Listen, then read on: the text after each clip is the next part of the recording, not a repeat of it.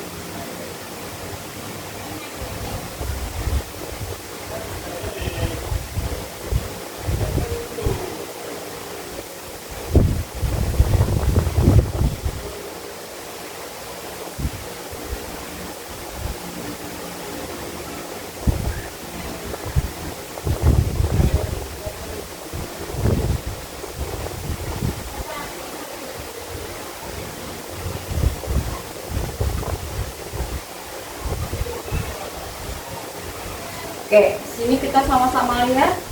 Teks eksplanasi adalah jenis teks yang bertujuan menjelaskan proses terjadinya atau terbentuknya suatu fenomena, baik fenomena alam ya, sosial, budaya maupun ilmiah secara logis dan berdasarkan fakta. Berarti ada fakta-fakta. Oke, ada fakta-fakta di dalamnya. Ciri-cirinya adalah menjelaskan bagaimana dan mengapa suatu peristiwa itu terjadi.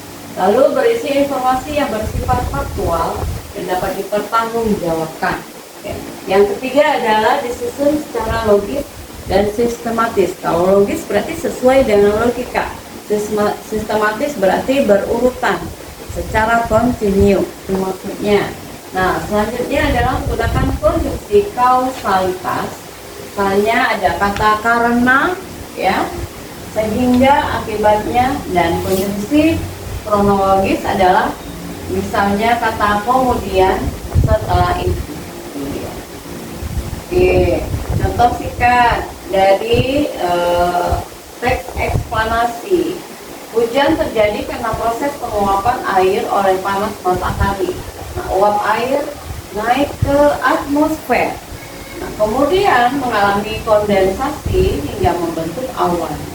Ketika awan sudah jenuh, butiran air jatuh ke bumi sebagai hujan. Nah, jadi teks eksplanasi adalah teks yang menjelaskan penyebab dan proses terjadinya suatu fenomena secara runtut logis ya, logis sesuai logika dan berdasarkan fakta, berdasarkan data-data yang ada. Tuh, real.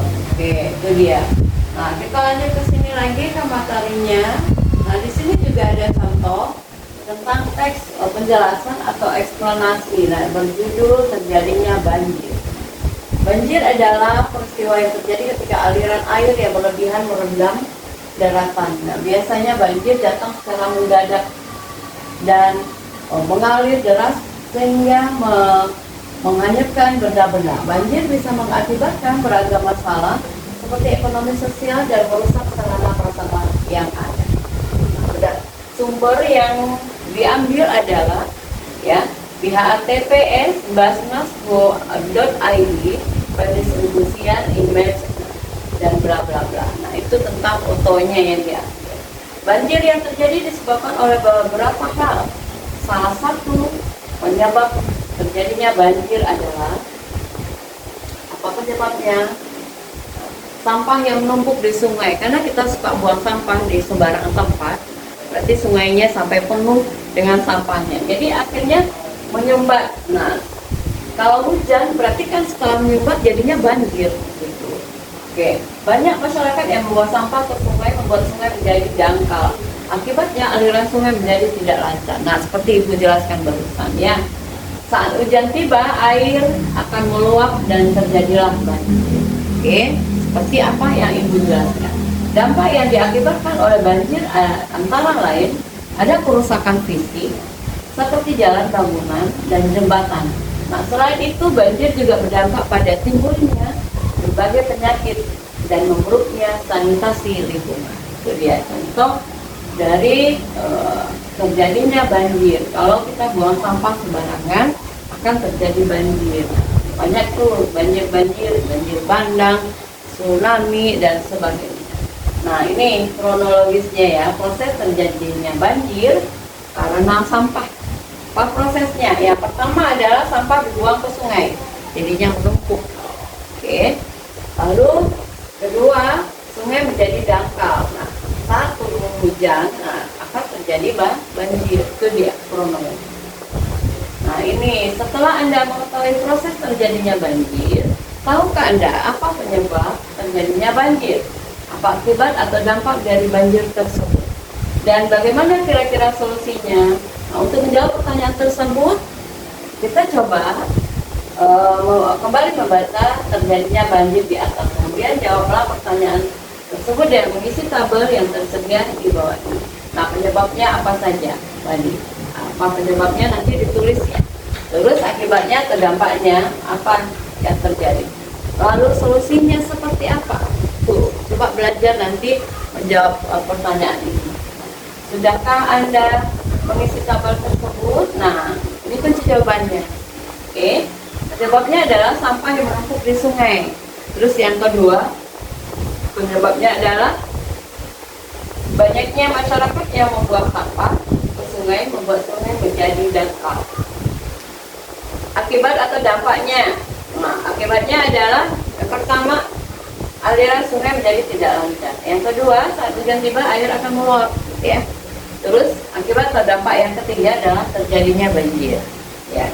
Terus solusi yang harus kita cari adalah masyarakat tidak boleh membuang sampah di sungai atau dimanapun. Jadi harus buang sampah pada tempatnya. Itu solusi yang pertama. Yang kedua, solusinya adalah sungai yang dangkal harus dibersihkan atau dikeruk, ya.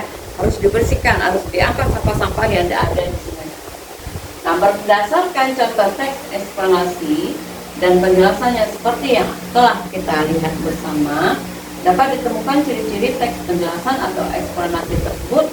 Informasi yang dimuat berdasarkan fakta atau faktual atau data yang nyata, ya. Terus yang kedua, hal yang dibahas berhubungan dengan suatu fenomena yang bersifat keilmuan. Oke. Terus menjelaskan proses terjadinya fenomena alam tersebut. Ini kita berusaha memahami bagian-bagian teks penjelasan atau eksplanasi tersebut. Bagian-bagiannya ini ada pernyataan umum. Nah, pernyataan umum berarti pembukaan, ya, bagian pembukaan. Di sini terbagi ada beberapa. Yang pertama, pernyataan umumnya adalah pembukaannya, banjir adalah peristiwa yang terjadi ketika aliran air yang berlebihan merendam daratan. Biasanya banjir datang secara mendadak dan mengalir deras sehingga menghanyutkan benda-benda. Banjir bisa mengakibatkan beragam masalah seperti ekonomi, sosial, dan merusak sarana prasarana yang ada. Nah, itu adalah bentuk di bagian pembukaan, berarti bagian umum, ya, pernyataan umum. Nah, yang kedua bagiannya adalah deretan penjelas. Penjelas di bagian isinya tentang penyebab banjir. Apa saja penyebabnya? Nah, coba kita lihat bersama, ya.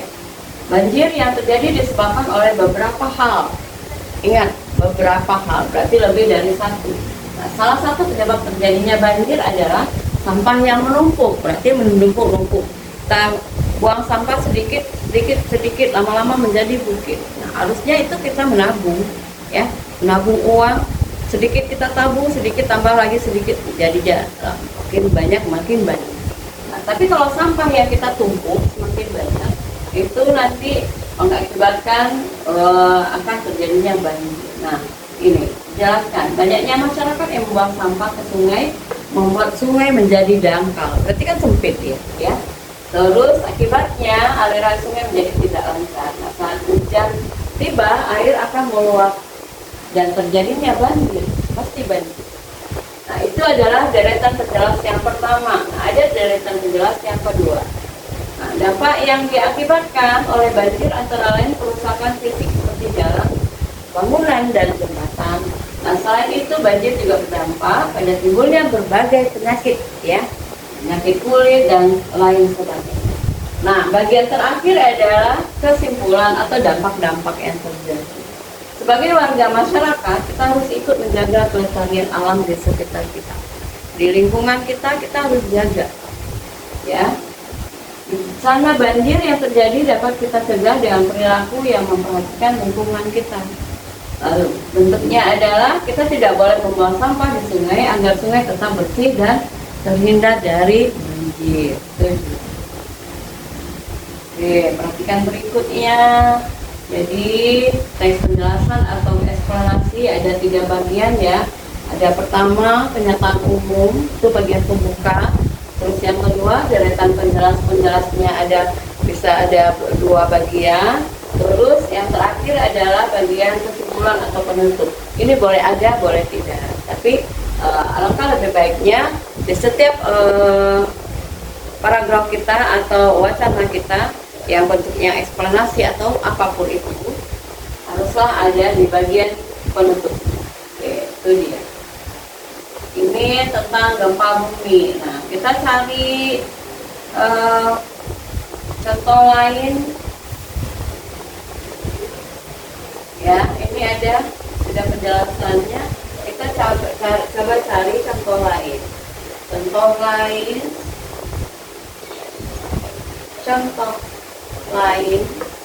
dari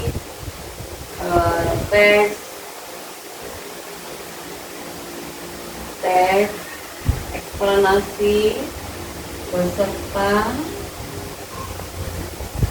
penjelasan.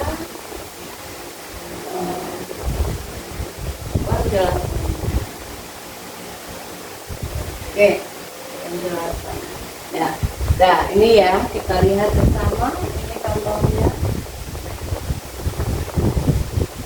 Contoh teks eksplanasi beserta penjelasannya. Yang pertama, kalau tadi tentang banjir, terus ada gempa bumi. Nah, sekarang di sini Ibu kasih contoh yang lain biar lebih menarik.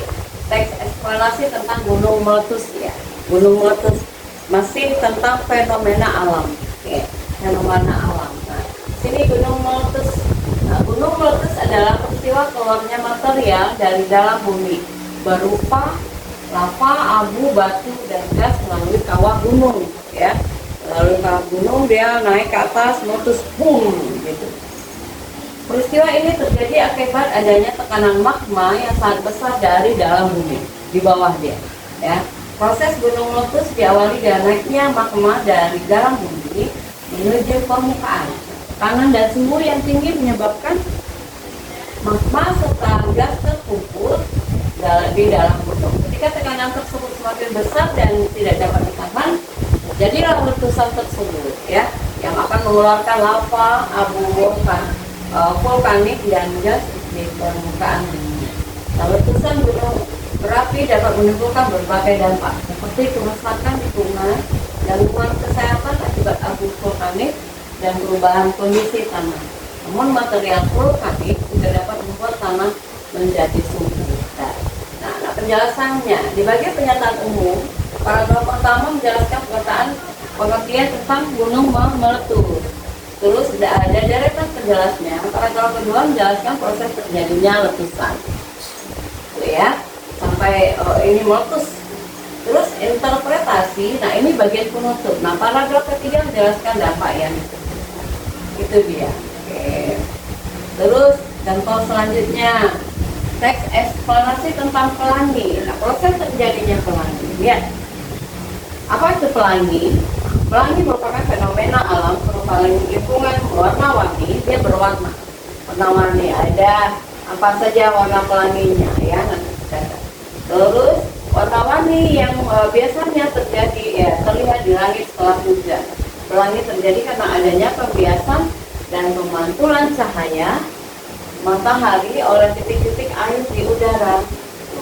Nah, ketika cahaya matahari mengenai titik-titik air, cahaya tersebut dibiaskan dan diuraikan menjadi berbagai warna. Nah, cahaya kemudian dipantulkan di dalam titik air dan dibiaskan kembali ketika keluar. Nah, proses tersebut menghasilkan warna-warna yang tak seperti lingkungan di langit. Nah, pelangi biasanya dapat dilihat ketika matahari bersinar setelah hujan. Nah, setelah hujan sering kita lihat pelangi-pelangi ya.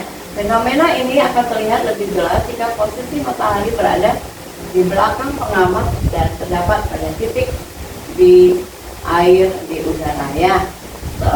Kalau penjelasannya adalah pernyataan umumnya menjelaskan apa itu tentang pelangi.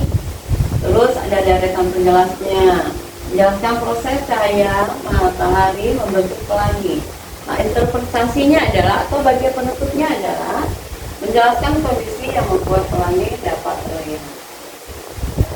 Oke, kesimpulan dari contoh itu kita bisa lihat kalau tujuan utama dari teks eksplanasi adalah untuk menjelaskan proses terjadinya suatu fenomena secara runtut dan logis.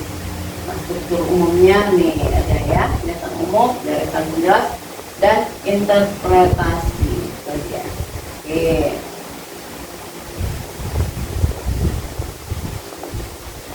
Nah, kalau ini mencari istilah dalam wacana-wacananya. Di bagian tugasnya adalah cara mencarinya begini ya, sudah Ibu ajarkan istilah-istilahnya. Nah, penugasannya adalah mengidentifikasi isi teks eksplanasi. Nah, tujuannya adalah mampu menentukan isi teks eksplanasi, mampu mengidentifikasi istilah dalam teks eksplanasi. Nah, itu dia. Ini tugasnya. Tolong semua nanti tolong lihat tugasnya di bagian halaman 13 ya, halaman 13, 14. Nah, ini lembar kerjanya. Nanti juga boleh kalian kerjakan.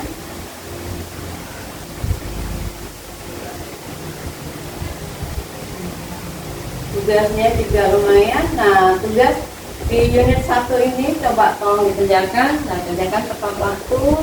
Kalau ada kesulitan nanti hubungi pihak ini ya, nanti ya. Lalu boleh hubungi ibu juga boleh. Nah ini tugas-tugasnya. Penugasan 1.1, kemudian ada lembar kerja 1.1, kemudian ada latihan soal unit 1. Itu dia.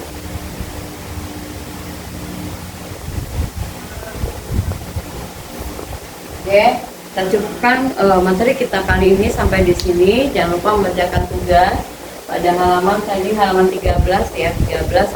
Pokoknya latihan di unit 1 tolong dikerjakan tepat waktu, silakan kerjakan dengan baik. Kemudian jika tidak jelas berarti nanti boleh tanya ya. Oke, singkat kata kita akhiri pembelajaran kita kali ini. Di sini saja, sampai jumpa lagi di lain waktu. Selamat pagi, assalamualaikum warahmatullahi wabarakatuh.